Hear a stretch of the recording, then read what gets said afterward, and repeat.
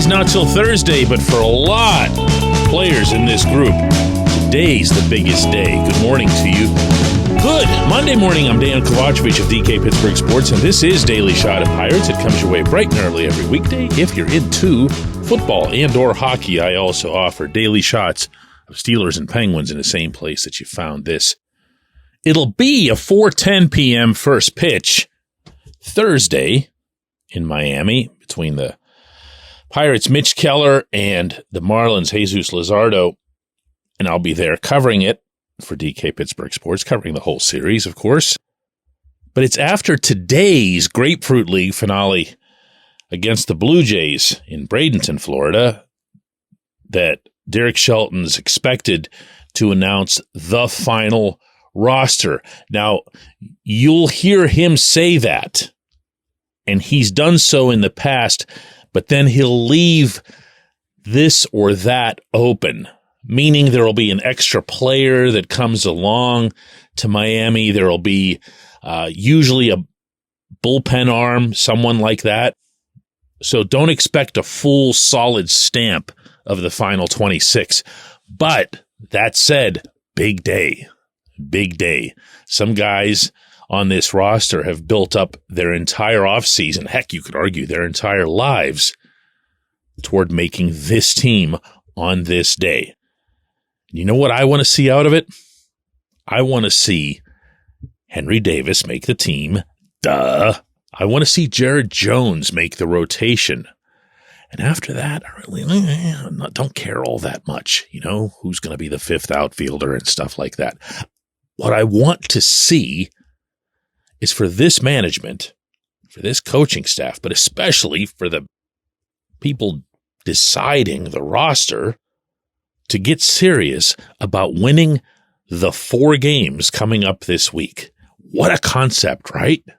What a concept, valuing the 4 games that happen to be the next ones on the schedule. The ones that are going to be right in front of your freaking nose. As opposed to saying, well, we think this guy can be da-da-da-da-da-da, or we think we can save this amount of money by sending back so-and-so. A crazy thought at some point should occur to these people and to anybody, whether they're inside or outside the organization, who think this way, but especially to Ben Cherington. This is year 5. Have you heard me mention that a time or two? Well, it is.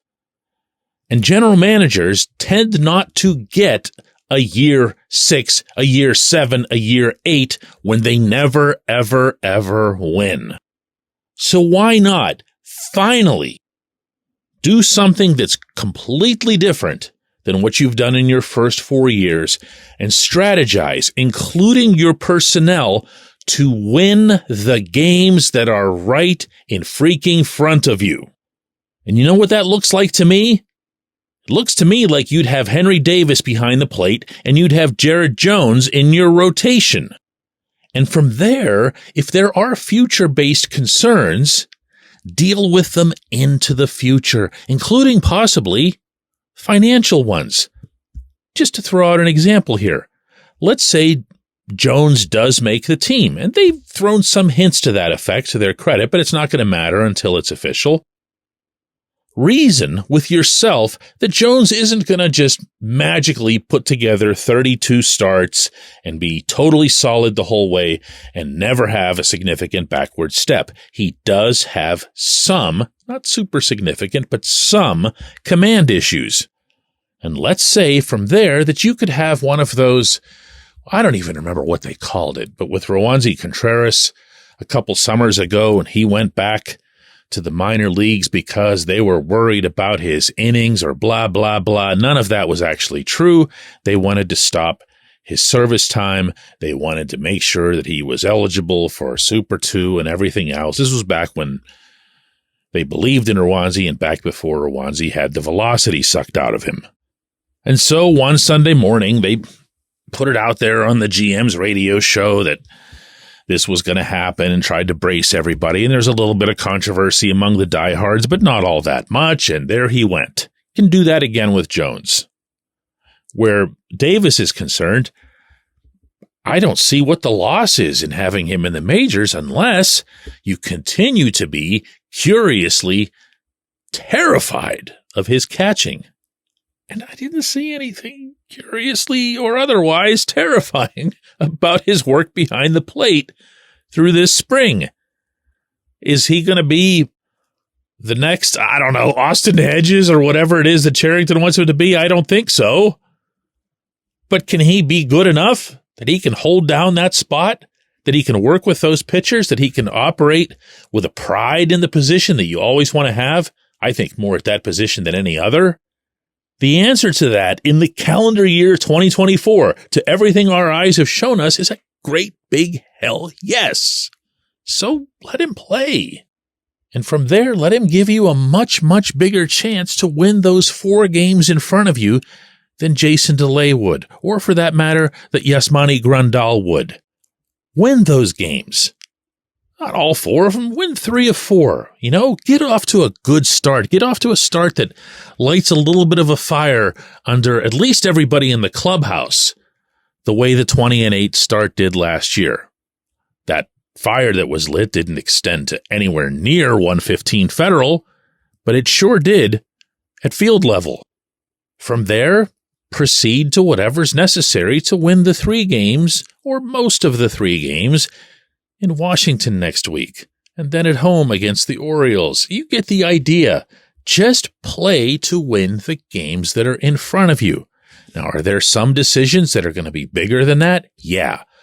I'm going to keep repeating that I believe that there is merit in Paul Skeens being in the minors based on everything that I was told in Bradenton a couple of weeks ago. His issue is one of developing the strength and the stamina to withstand a major league workload transitioning from the college level, which is not anything that would apply to anyone else in this fold. That's fine. His health is paramount. But everybody else, hey, all guns loaded. When we come back, J1Q. This portion of Daily Shot of Pirates is brought to you by our friends at North Shore Tavern, that's directly across Federal Street from PNC Park. It's home of Steak on a Stone, an eating experience, underscoring the word experience. The steak is brought to you partially cooked on an 800-degree stone, and you do the rest. It's a ton of fun, it's a great meal, and it's a baseball atmosphere like no other in Pittsburgh. North Shore Tavern, right across Federal Street from PNC Park.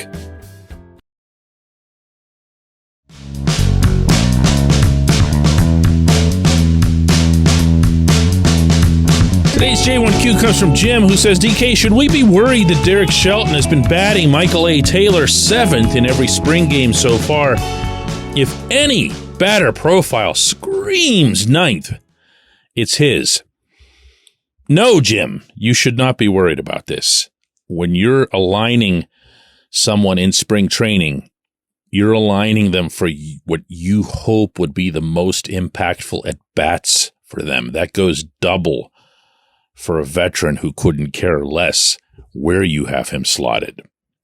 For example, Taylor comes in late in the spring, and you want to make sure that he's acclimated, that he's getting the plate appearances that he needs.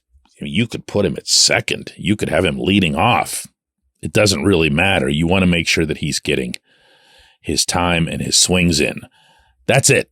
There's nothing else to it. There's no way I could foresee Taylor batting 7th this week in Miami.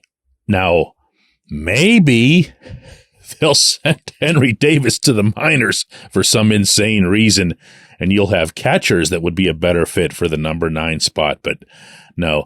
Also, and related, I do this every year, and it makes everybody mad every year, but I'm going to do it anyway. Lineups don't matter. If you've ever seen the computer analysis of this, and the studies are voluminous, this wasn't one individual who's done this. If your manager, the person running your favorite team, put together what would be considered by super duper crazy advanced analytics. The perfect lineup, the statistically perfect lineup for all 162 games. Do you know how many extra wins would result from that for your team? I'm going to give you a moment to think about that. The absolute, the pristine lineup, no flaws to it, top to bottom. Optimized is the effective term here. Optimized. For the whole season, it'll get you 2.7 extra wins. That's it. Now, you'll take 2.7 extra wins, obviously, especially in crunch time, but they're not going to make the difference in your season, and they're certainly not going to make the difference on a daily basis. The hitters you have are the hitters you have. The order that you put them in, for the most part, really doesn't matter. Now, hear this part carefully because this is what gets confused a lot. That doesn't mean that if you made Michael A. Taylor your leadoff hitter and you had O'Neal Cruz at 9, that you'd have the same lineup as if it were the reverse. No, this is optimized, meaning the lineup that a manager would normally put forth versus an optimized lineup. That difference is 2.7 wins per game.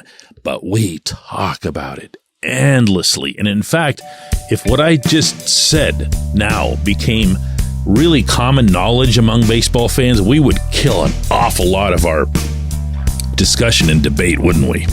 I appreciate the question. I appreciate everybody listening to Daily Shot of Pirates. We're going to do another one of these tomorrow. And the day after that, I'm flying down.